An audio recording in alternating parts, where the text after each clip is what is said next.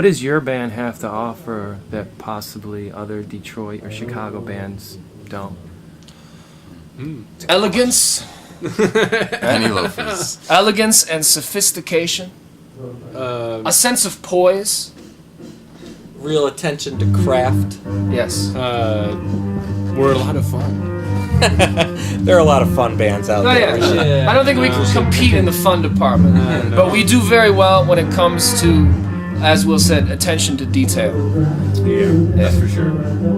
We don't rush too much. Well, all of our recordings are made in-house.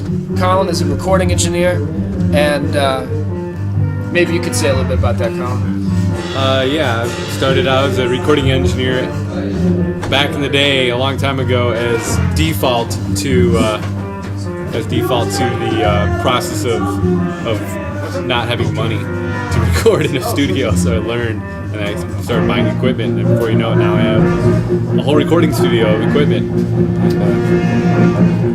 I've recorded all of my band, this band, and several other bands. I've been in other bands, friends' bands, for about 15 years now. So.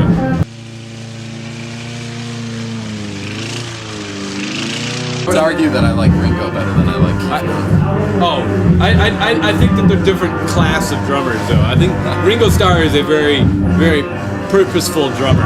His purpose was very for the song, and it always made perfect sense, and it was amazing. Keith Moon was a rock and roll maniac, and he was like, and that was what was great about Keith Moon. Well, I think it's funny that you say that, Colin, though, because Colin's drumming, I think, is very responsive. It's almost always necessary for him to have a sense of where the vocal melody is going, for him to write a part. I can't play a drum part to a song if I don't have melody, because then I'm just playing a bunch of drum stuff that means nothing to anyone. And each part of the song, including the vocals, is subordinate to the song as a whole. There is no one element that is the star element. There's no lead singer. There's no